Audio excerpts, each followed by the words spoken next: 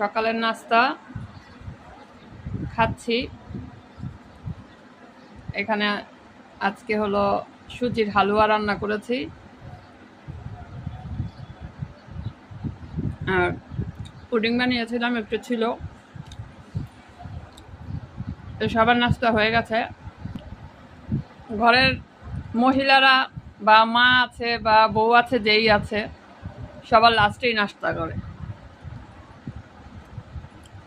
প্রথমে হলো সন্তান, ঘরের অন্যান্য সদস্য, সবাই তাদের পেট ভরানোর পরে আমরা নিজেদের কথা চিন্তা করি।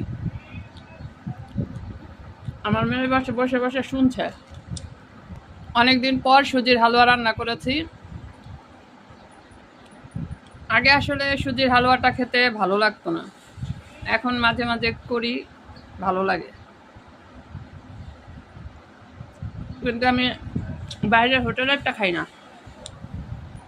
হোটেলেরটার মধ্যে মিষ্টিটা বেশি হয়, আবার ওরা কালারিং মানে কালার করে, এই জন্য ওটা খেতে ভালো লাগে না।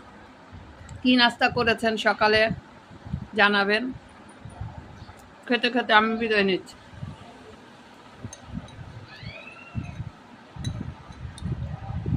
পুডিংটা অনেক মজা হয়েছিল, রেসিপি কিন্তু আমি শেয়ার করেছি, চাইলে দেখতে পারেন।